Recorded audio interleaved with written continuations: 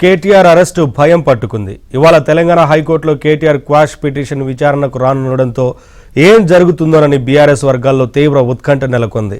అయితే తీర్పు కోసం ఎదురు చూస్తున్న కేటీఆర్ హైకోర్టు తీర్పు తనకు అనుకూలంగా వస్తుందని ఆశలో ఉన్నారు.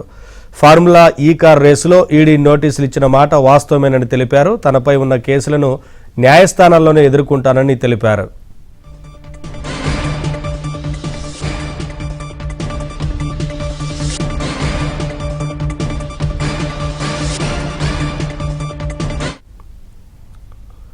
హైకోర్టు తీర్పు ప్రతికూలంగా వస్తే కేటీఆర్ అరెస్టు తప్పదని బీఆర్ఎస్లో జోరుగా చర్చ జరుగుతోంది. కోర్టు తీర్పును బట్టి కేటీఆర్ను ఏసీబీ అరెస్టు చేస్తుందని బీఆర్ఎస్ వర్గాల్లో జోరుగా ప్రచారం జరుగుతోంది. కేటీఆర్ అరెస్ట్ అయితే ఏం చేయాలనే దానిపై ప్రణాళికలు సిద్ధం చేస్తున్నట్లు సమాచారం.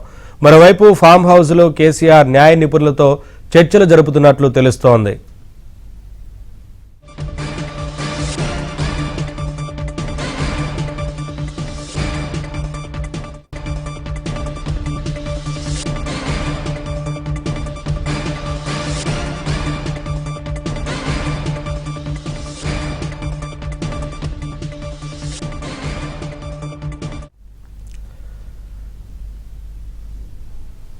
ఇదే అంశానికి సంబంధించి మరింత సమాచారం మా ప్రతినిధి నరేష్ అందిస్తారు. నరేష్, క్వాష్ పిటిషన్కి సంబంధించి విచారణకు రానున్న నేపథ్యంలో ఏం జరుగుతుందన్న ఉత్కంఠ అయితే బీఆర్ఎస్లో నెలకొన్నట్లు తెలుస్తోంది కదా, ఏంటి వివరాలు?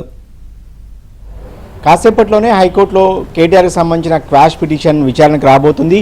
దీని మీద బీఆర్ఎస్ పార్టీలో కొంత టెన్షన్ కూడా కనిపిస్తుంది, ఏం జరగబోతుందనే అంశం మీద. వాస్తవానికి ఈ నెల 31 వరకు, అంటే ఈ రోజు వరకు కేటీఆర్ని అరెస్ట్ చేయొద్దు అనేది గతంలో హైకోర్టు ఇచ్చిన తీర్పు.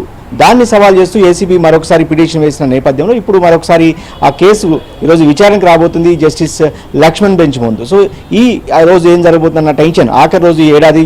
సో ఇప్పటి వరకు అంటే ఇంకా రిలీఫ్ వస్తుందా కేటీఆర్కు, లేదంటే హైకోర్టు ఎలాంటి తీర్పు చెప్పబోతుంది అనేది మాత్రం బీఆర్ఎస్ వర్గాల్లో కొంత ఉత్కంఠకు కారణమవుతుంది. వాస్తవానికి తనకు హైకోర్టులో బిగ్ రిలీఫ్ వస్తుంది, ఖచ్చితంగా నమ్మకం ఉంది న్యాయ వ్యవస్థ మీద అనేది కేటీఆర్ చెప్తున్నమాట. తాను ఆశావాదిని, ఎట్టి పరిస్థితుల్లోనూ నిరాశపడను, ఆఖరి వరకు ప్రయత్నం చేస్తాను, న్యాయస్థానాల్లోనే పోరాటం చేస్తాననేది కేటీఆర్ చెప్తున్నమాట. పైకి అలా చెప్తున్నప్పటికీ కూడా నిజానికి బీఆర్ఎస్ వర్గాల్లో కొంత టెన్షన్ వాతావరణం అయితే కనిపిస్తుంది. నిజానికి గత కొన్ని రోజులుగా ఈ కేసు ఎపిసోడ్ నడుస్తూ ఉంది. కేటీఆర్ను ఫార్ములా ఈ రేస్ కేసుకు సంబంధించి ఖచ్చితంగా ఆధారాలు ఉన్నాయి కాబట్టి కేసు నమోదైంది. ఈ ఆధారాలతో సహా అరెస్ట్ చేస్తారన్న ప్రచారం అయితే చాలా పెద్ద ఎత్తున నడుస్తుంది. వాస్తవానికి బీఆర్ఎస్ పార్టీ కావచ్చు, నాయకులు కావచ్చు, క్యాడర్ కావచ్చు, మానసికంగా చాలా కాలంగా ప్రిపేర్డ్గా ఉన్నారు. కేటీఆర్ని ఎట్టి పరిస్థితులను అరెస్ట్ చేయడం ఖాయం.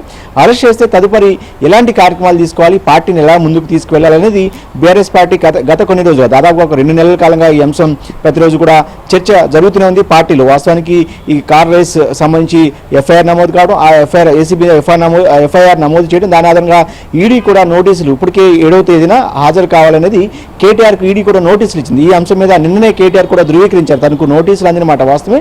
ఈడీ విచారణకు హాజరవుతాను, కానీ అంతకంటే ముందే హైకోర్టులో తనకు బిగ్ రిలీఫ్ రాబోతుందంటూ కూడా ఆయన ఒక ఆశాభావం అయితే వ్యక్తం చేశారు. ఇక ఇదిలా ఉంటే పార్టీలో కేటీఆర్ కనుక అరెస్ట్ అయితే ఎలాంటి కార్యక్రమాలు తీసుకోవాలి? గత ఏడాది కాలంగా అంటే బీఆర్ఎస్ పార్టీ పెట్టిన తర్వాత దాదాపు మొదటిసారి ప్రతిపక్ష పాత్రను బీఆర్ఎస్ పార్టీ పోషిస్తుంది. ఫస్ట్ ఉద్యమం పార్టీగా ఒక 13 ఏళ్ళ, తర్వాత అధికార పార్టీగా ఉన్నప్పటికీ కూడా ఒక ఏడాది కాలంగా ప్రధాన ప్రతిపక్ష పాత్ర పోషిస్తున్నప్పటికీ కూడా ప్రధాన ప్రతిపక్ష నాయకుడు మాజీ ముఖ్యమంత్రి కేసీఆర్ ఇప్పటి వరకు కూడా బయటకు రాలేదు. నిన్న కొన్ని కీలకమైన కామెంట్స్ మీడియా ప్రతినిధులతో మాట్లాడుతూ కేటీఆర్ చెప్పిన పరిస్థితి, కేసీఆర్ ఎప్పుడు బయటకు రావాలో తమకు తెలుసు, సరైన సమయంలో ఆయన బయటకు వస్తారని కూడా ఆయన చెప్పకనే చెప్పారు. అంటే ఒకవేళ కేటీఆర్ కనుక అరెస్ట్ అయ్యి లోపలికి వెళ్తే ఖచ్చితంగా కేసీఆర్ కొంత యాక్టివ్ అయ్యే అవకాశం కూడా కనిపిస్తుంది.